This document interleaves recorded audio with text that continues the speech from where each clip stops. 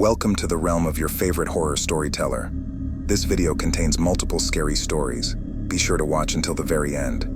Should you wish to navigate between stories, time codes are provided below. Also, thank you for all your feedback and support so far. We appreciate it. Now let's get started.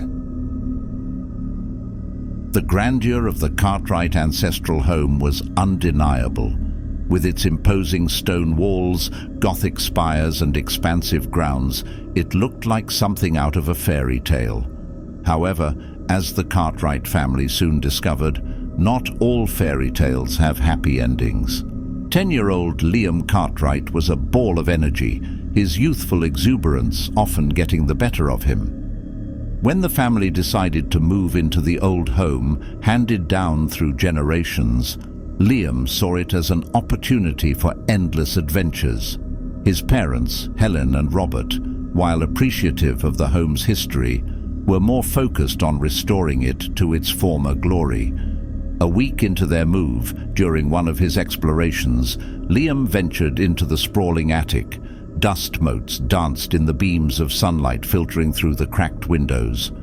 Old furniture, paintings, trunks filled with antiquated clothing, and forgotten memories filled the space.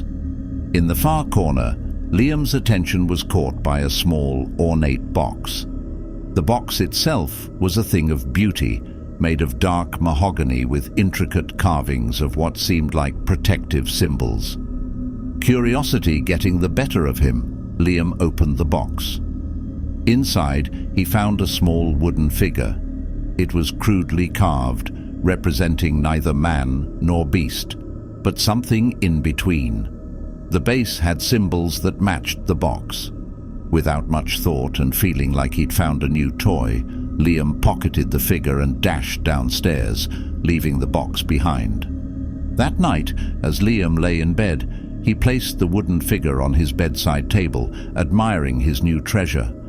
But as darkness enveloped the room, a strange unease settled over him. He dismissed it as just the unfamiliarity of the new house and drifted into an uneasy sleep.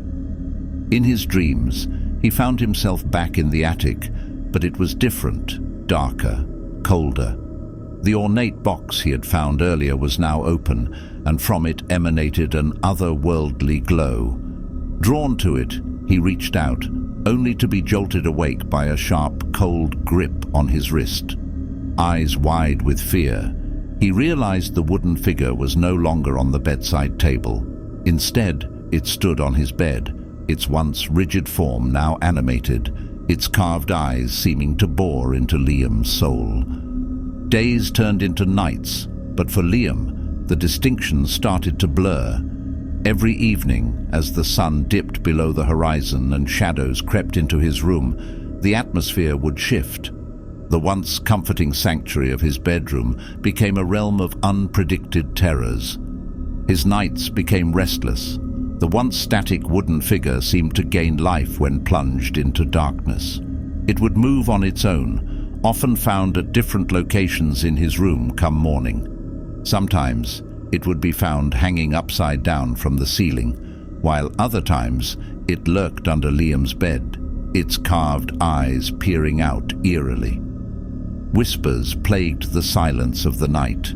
They started as soft murmurs, indecipherable and distant, but with each passing night they grew clearer, more insistent. "Return," they would hiss, or "mine." One particularly chilling evening, Liam woke up to find his room bathed in an icy blue glow. The source was the wooden figure, now levitating in the middle of the room. Around it swirled shadows, forming grotesque shapes and figures. Liam could see faces within the swirling mass, their expressions tormented, their silent screams piercing the stillness. Horrified, Liam tried to call out for his parents but found his voice paralyzed. The room's temperature plummeted further, his breath visible in the freezing air. From the swirling vortex of shadows, a larger, more defined shape started to form. A dark silhouette that seemed to absorb all light around it. Suddenly, with a deafening shriek, the shadows lunged for Liam. He felt their cold grip trying to drag him towards the levitating figure. Using every ounce of strength, he fought back, thrashing and kicking, trying to break free. His struggle seemed to go on for hours, but just as suddenly as it started, the room was plunged into darkness. The oppressive weight lifted, and the usual night sounds, the distant hoot of an owl, the rustling of leaves, returned. Gasping for breath, Liam turned on his bedside lamp. The room was back to its usual state, except for the wooden figure, which now stood menacingly on his windowsill, almost as if mocking him. Terrified and realizing that this wasn't a mere nightmare, Liam decided to confide in his parents the next morning. The morning sun seemed to cleanse the previous night's horrors, but the memory of the chilling encounter was vivid in Liam's mind. Over breakfast, he hesitated several times, but finally mustered the courage to recount his experiences to his parents. Initially skeptical, Helen and Robert exchanged concerned glances.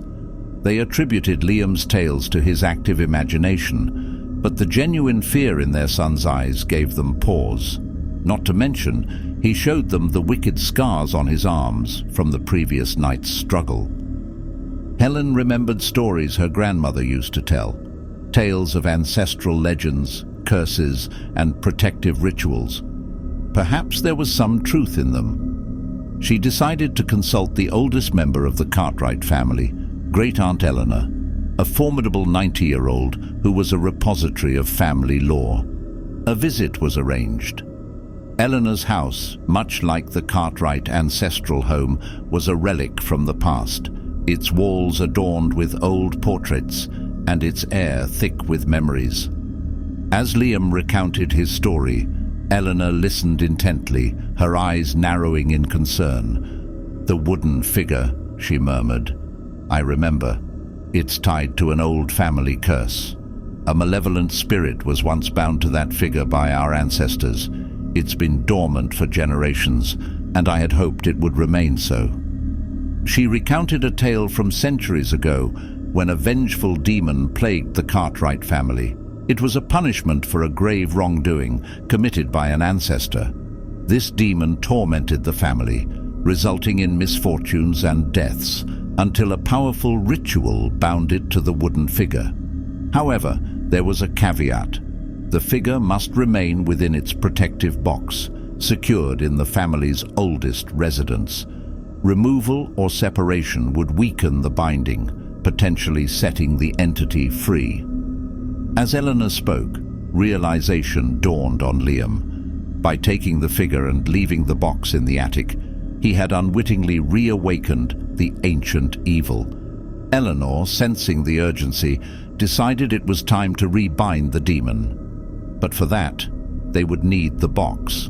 They would have to perform the ritual on the night of the new moon, which was just 2 days away. The Cartwright home seemed even more menacing as night approached. With the guidance of Eleanor, the family began preparations for the ritual. The drawing room was chosen as the site, given its location at the heart of the house and its connection to the Cartwright lineage. A large circle was etched on the floor using chalk, surrounded by symbols Eleanor copied from an ancient family grimoire. As the clock struck midnight, the ritual commenced. Liam, holding the wooden figure, stood at the center of the circle, while his parents and Eleanor formed a protective barrier around him, each holding a lit candle. Eleanor began to recite incantations in a language long forgotten. The room's atmosphere grew dense, the candle flames flickering erratically. From the shadows, indistinct whispers emerged, growing louder and more chaotic. The malevolent entity, sensing its impending confinement, was resisting. The wooden figure in Liam's hand grew hot, almost burning him, but he held on. Eleanor's voice grew louder, her words echoing with power. Suddenly, the room was filled with a blinding light, forcing everyone to shut their eyes. When the light subsided, they found themselves outside the drawn circle. Inside, a swirling vortex raged, pulling everything into its dark depths. From within the tempest, the demon manifested. No longer a mere shadow, it took on a horrifying form, its eyes burning with rage. It lunged at Liam, but the protective circle held strong, repelling its advances. Eleanor continued her incantations, her voice unwavering despite her evident exhaustion. With a final deafening roar, the demon was sucked into the wooden figure, which now glowed a fiery red. Eleanor, using an old silver dagger, sealed the figure's base, locking the entity within. Silence fell upon the room. The ordeal was over. In the days following the ritual, an air of tranquility enveloped the Cartwright home. The oppressive, malevolent atmosphere that had once tainted its halls had vanished, replaced by a serene calm. The wooden figure, still holding the bound demon within, was returned to its ornate box and sealed using wax imprinted with the Cartwright family crest. Eleanor stressed the importance of never forgetting the lessons of the past. The box was placed in a secure vault beneath the house, accessible only to the eldest members of the Cartwright family, ensuring that future generations would remain protected from the malevolent entity within. Liam, having faced and overcome an ancient evil, matured beyond his years. The traumatic events, instead of breaking him, had forged a stronger bond between him and his family. They had faced the darkness together and emerged victorious. The experience also imbued Liam with a deep respect for the traditions and histories of his lineage. Years turned into decades. Liam grew up, had children, and shared stories of the ancestral home, emphasizing the importance of respecting the past. The story of the demon, however, was reserved only for the eldest child, passed down as a solemn rite of passage and a reminder of the responsibility they held. The Cartwright home, standing tall through centuries, became a beacon of hope in the community. People would often remark on the protective aura it radiated, unaware of the dark secret it held in its depths. And so life went on. But as with all tales of the supernatural, whispers persisted. Some nights, when the wind blew just right and the moon hid behind clouds, faint cries could be heard, emanating from deep within the Cartwright estate. Echoes of the past, forever serving as a reminder of the thin line between our world and the realm of the unknown.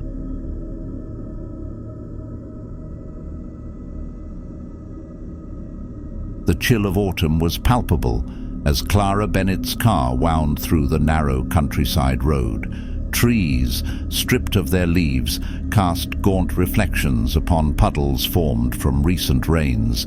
Every so often, the silhouette of a dilapidated barn or forgotten shack would emerge from the thickening fog, but it was Ashworth Manor that Clara sought.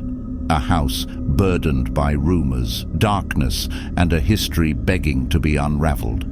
As she approached the towering iron gates, two imposing stone gargoyles leered down, their features eroded by time, but eyes seemingly ablaze with a silent warning. Clara, a seasoned journalist, had spent years chasing stories of haunted locales, but none had promised the allure of Ashworth Manor. She stepped out of her car, the ground crunchy with fallen leaves and gravel. A plaque near the entrance introduced the estate, Ashworth Manor, built 1823 by Sir Reginald Ashworth. Beneath this, etched by an unknown hand, was a warning: beware the echoes of the past. The manor itself loomed large ahead. Its once grand facade was now marred by creeping ivy, shattered windows, and the unmistakable decay of time. A sense of unease settled in Clara's heart, not just from the eerie silence, but from the feeling of being watched. She took a deep breath and pushed the heavy oak door. It groaned in protest but yielded, revealing the mansion's grand entrance, shrouded in darkness and mystery. The walls, adorned with faded portraits of the Ashworth lineage, seemed to watch Clara with hollow eyes.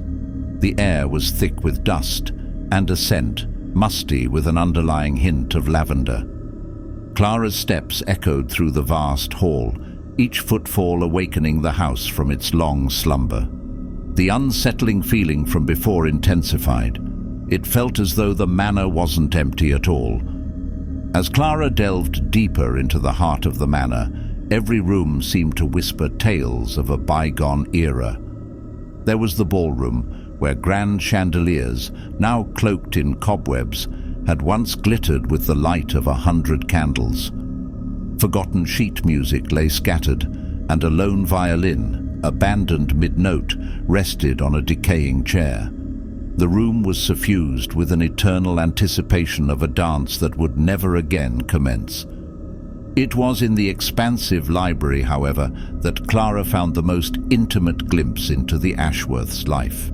Shelves stacked with literature from Shakespeare to Poe showcased their varied tastes. Nestled amongst the volumes were journals of the Ashworth family, detailing generations of joy, heartbreak, and day-to-day life. Clara carefully picked up the last journal, its leather binding worn, belonging to Sir Reginald Ashworth.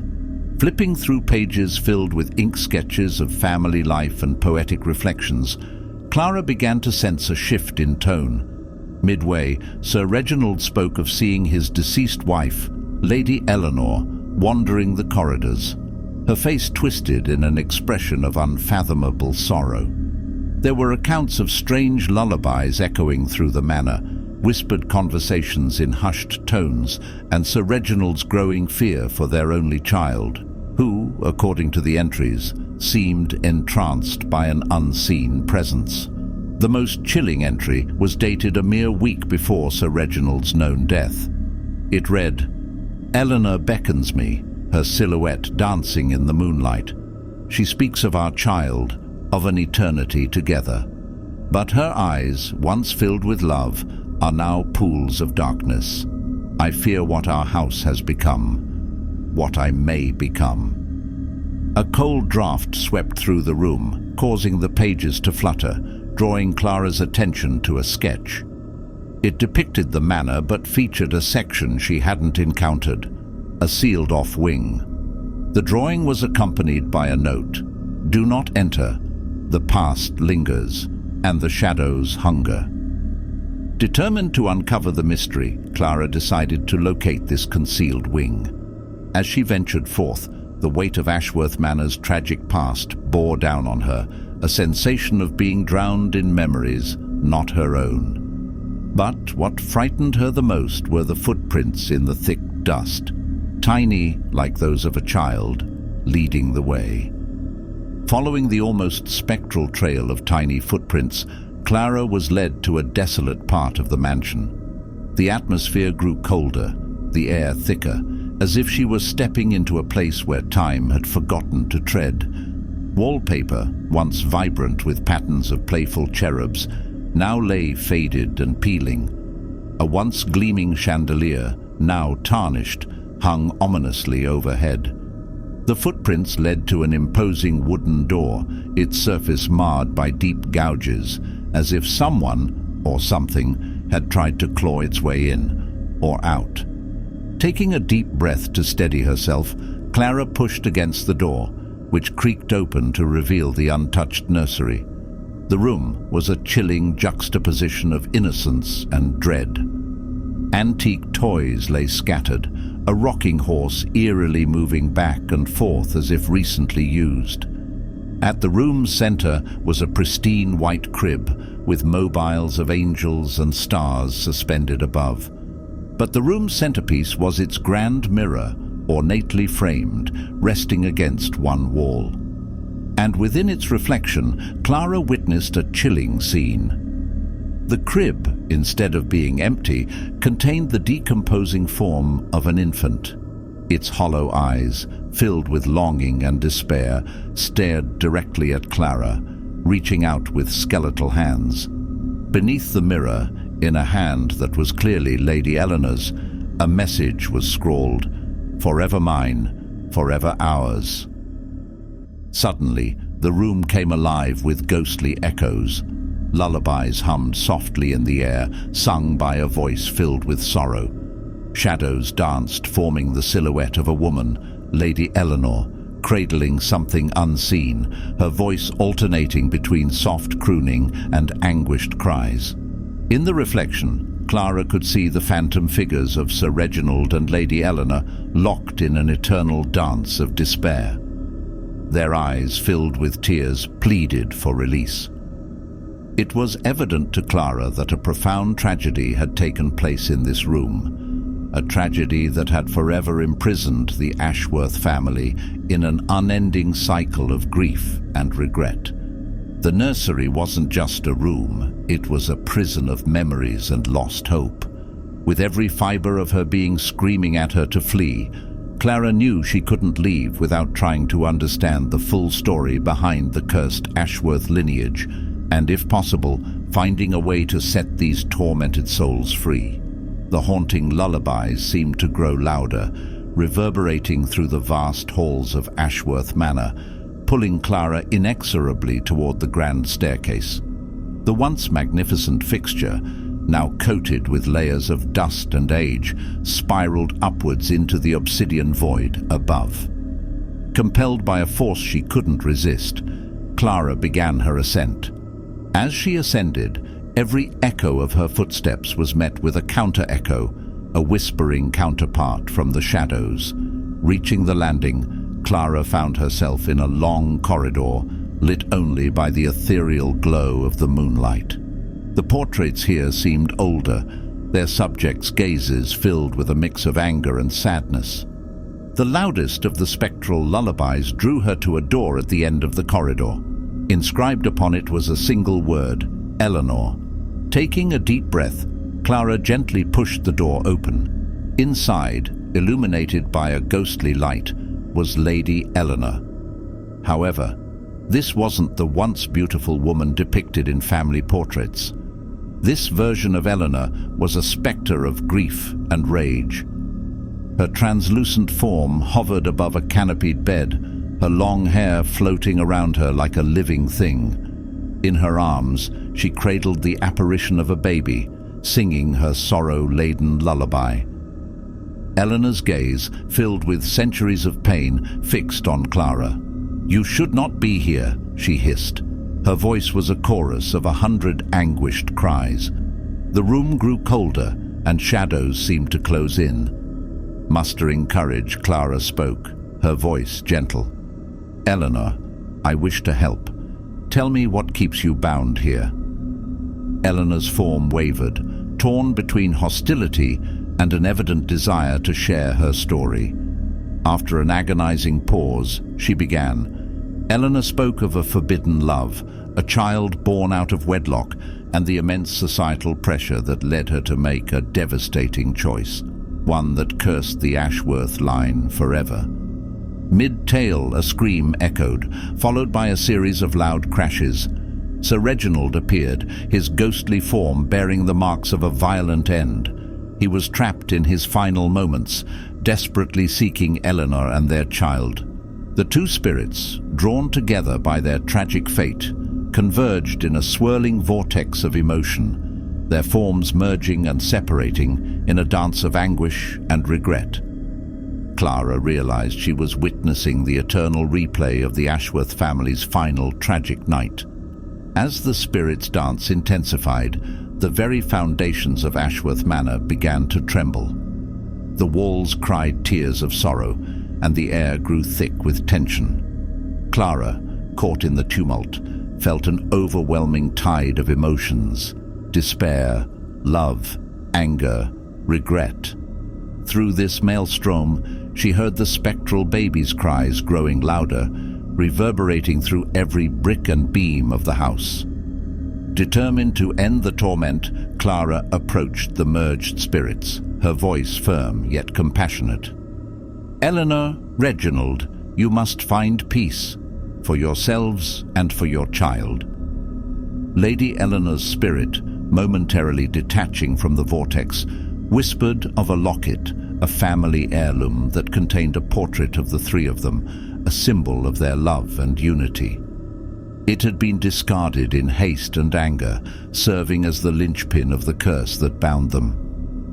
Armed with this knowledge, Clara embarked on a frantic search. scouring the manor with the cries of the baby as her guiding beacon. In the depths of the basement, hidden within a decaying chest, she found the locket. As she opened it, she was greeted by the painted visages of Eleanor and Reginald, their expressions serene, with a small baby nestled between them. Holding the locket aloft, Clara ascended to Eleanor's chamber.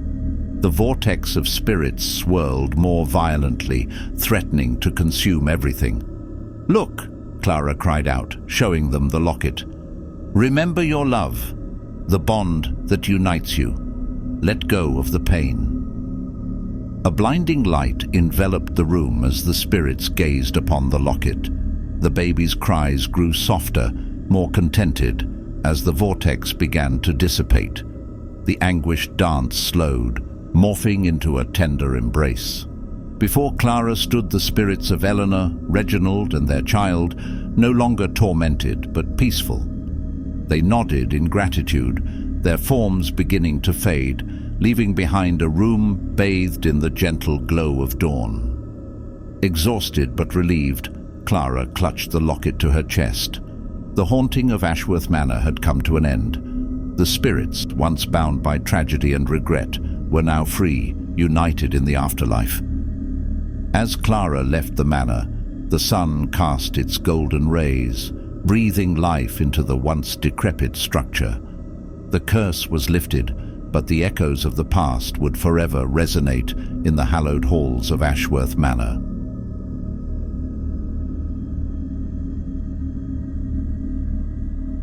Amelia Hart had developed a reputation in her journalistic circle for her keen interest in haunted locales.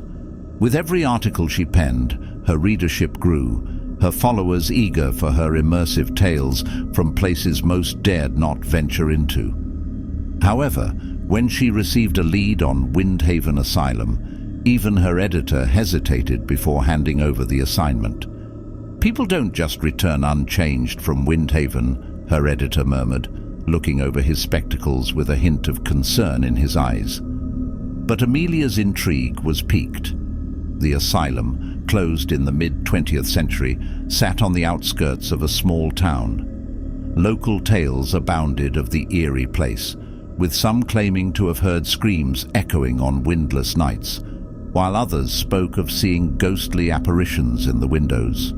These rumors, combined with its tragic history of patients who mysteriously disappeared or died under questionable circumstances, made Windhaven the perfect subject for Amelia's next piece. After conducting preliminary research, she discovered that several past explorers had ventured into Windhaven only to emerge traumatized, with tales too outlandish to be believed. Determined to uncover the truth herself, Amelia packed her equipment and set out for Windhaven. As she approached the site, the looming structure of the decrepit asylum stood like a silent sentinel guarding its dark secrets. The sprawling grounds of Windhaven seemed untouched by time. Nature had made its claim, with vines creeping up the stone walls and an overgrown path leading to the entrance.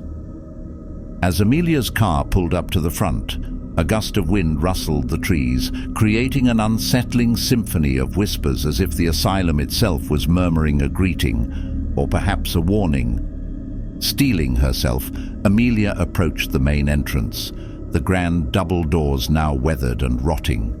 Pushing them open, a wall of cold, stagnant air met her, carrying with it a blend of mold, decay, and a faint, underlying metallic scent she couldn't quite place.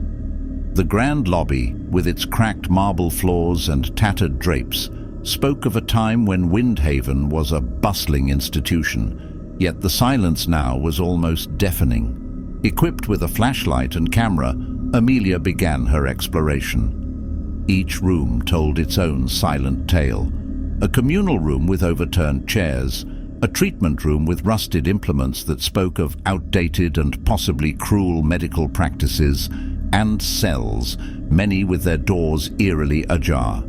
The further Amelia ventured, the more she felt an unseen presence. Cold spots appeared randomly, her flashlight flickered inexplicably, and distant, echoing footsteps seemed to mirror her own. Delving into what seemed like an office, Amelia discovered journals belonging to the last superintendent, Dr. Walter Green. The early entries were meticulous records of daily activities and patient treatments. But as she flipped through, the tone shifted dramatically. Entries began to detail Dr. Green's growing obsession with a patient named Lucy, whom he believed had a rare psychic ability.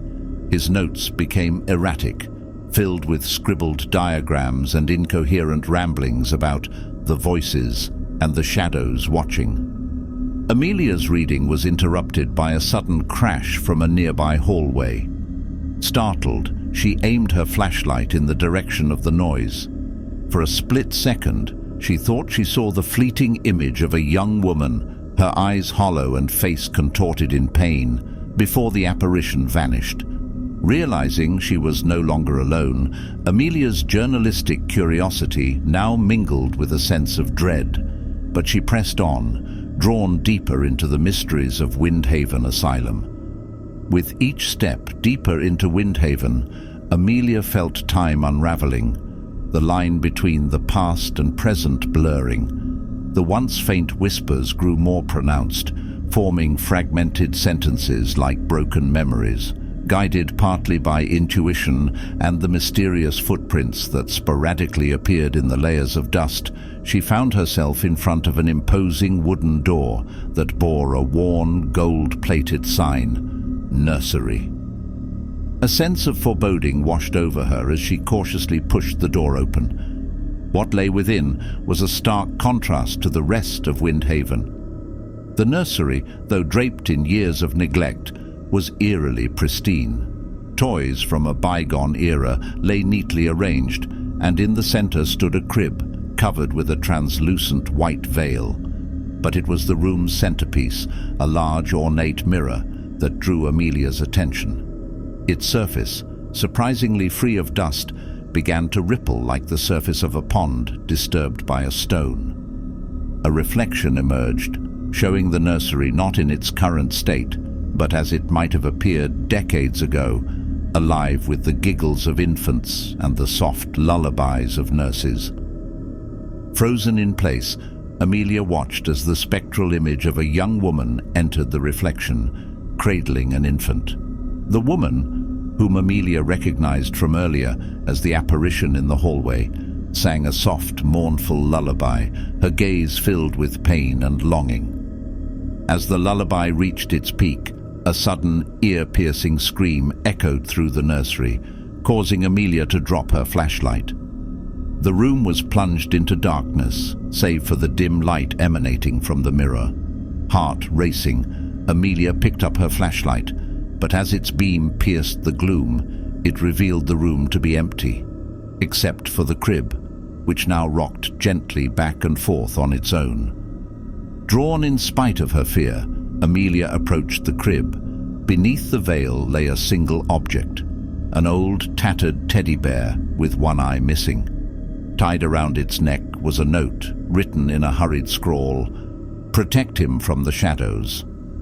The chilling discovery was interrupted by a series of rapid footsteps and hushed, urgent whispers coming from the corridor outside.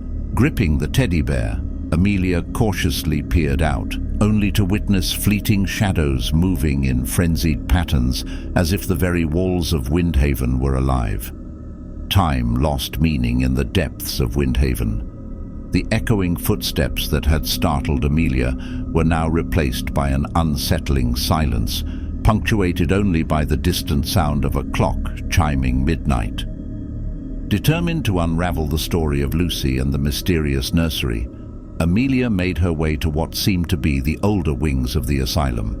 There, beneath peeling paint and overgrown ivy, she discovered an inscription: "To Lucy, may you find peace in the embrace of angels." As she read, a gust of icy wind swept through the corridor, extinguishing her flashlight. Plunged into darkness, Amelia's ears became her primary guide. From the depths of the shadows, she heard the unmistakable sound of a music box playing a hauntingly familiar lullaby. Drawn to it, she followed the melody to its source, a grand ballroom. Bathed in the ethereal glow of the moonlight filtering through broken windows, the ballroom was a dance floor of apparitions. Spirits of former patients waltzed endlessly, their faces etched with a mixture of joy and despair. At the center of the room was Lucy, no longer a fleeting shadow but a tangible presence, her spectral form dancing alone, eyes fixed on a distant point. Summoning her courage, Amelia approached. "Lucy?" she whispered. The spectral dance ceased. All eyes turned to Amelia. Lucy's gaze met hers, and in it, Amelia saw depths of sorrow. "He took him from me," Lucy murmured, her voice echoing through the vastness of the ballroom. Before Amelia could respond, the room grew colder. Shadows crept along the walls, converging into a singular, ominous form. Dr. Walter Green. His ghostly visage was twisted, eyes filled with madness. "The experiment must continue," he hissed, advancing towards Amelia. Lucy stepped in between, a protective barrier against the menacing doctor. "You've tormented us for too long," she cried out. The room vibrated with tension. The spirits, once passive dancers, now rallied behind Lucy, forming a barrier against Dr. Green. Amidst the spectral standoff, the teddy bear in Amelia's hand began to glow, illuminating the room with a soft, golden light. The note attached to it became clear, a protective chant meant to ward off malevolent spirits. With newfound determination, Amelia began reciting the chant. The room quaked, the walls themselves seeming to scream in protest. Dr. Green's form wavered, shrinking back from the combined force of Lucy's protective stance and Amelia's chanting. As the final words left Amelia's lips, a blinding light consumed the room. When it faded, the ballroom was empty, save for Amelia and the still glowing teddy bear. Regaining her composure after the intense confrontation, Amelia decided to delve deeper to uncover the complete story behind the curse of Windhaven.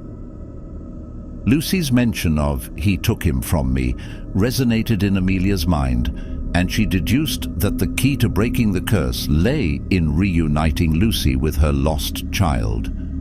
Using the clues from Dr. Green's office and the messages from the spirits, Amelia was led to the oldest part of the asylum, the underground chambers. These chambers, as per the scattered documents she found, were used for the most revolutionary treatments, and many patients never resurfaced once sent there. The narrow, winding stairwell leading downwards was steeped in darkness. With each step, the weight of the asylum's haunting history bore down, intensifying the sense of dread.